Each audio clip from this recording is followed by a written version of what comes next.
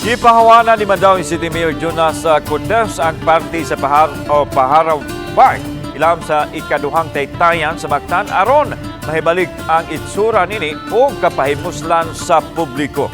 Ano ang live report ni Nico Sereno. Nick.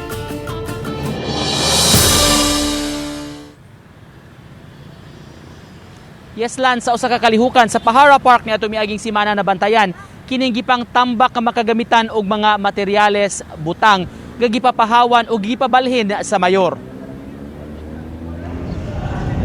Anam-anam nang gipadaplin o gipang balhin kini mga kagamitan nga temporaryong gipondo ilawom sa Marcelo Fernan Bridge. Lakip ni ini kaning mga container van, dunay mga culvert ug uban pang mga karaang kagamitan. Sa unahan may gipondo sab nga bus. Kining tanan nakadapit sa atensyon sa mga city officials ni adtong miaging simana sa groundbreaking sa usa ka proyekto sa lugar. Mato ni Mayor Jonas Cortez, gipahibaw na nila ang taga Department of Public Works and Highways kun DPWH kabahin ini. Pangitaan og laing lugar aron ilang katambakan.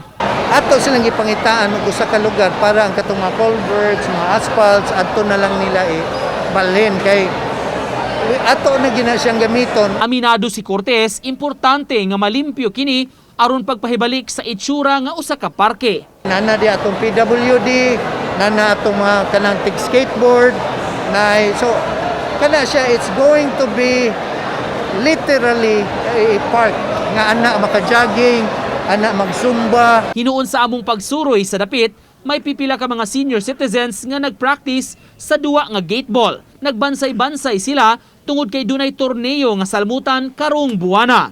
May mga bata sab nga nabisi sa pagbansay sa ilang skateboard. Gisuwayan unta namo pagkuha ang habig sa DPWH 6th Engineering District kabahin sa issue apan wala diha ang ilang opisyal aron maka-issue og statement. Pasabot nila, in coordination na ang DPWH sa Mandaue City LGU kabahin niini.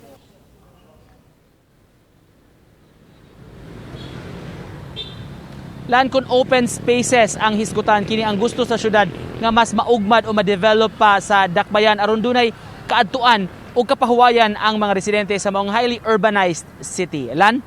Daghang salamat, Nico Sereno.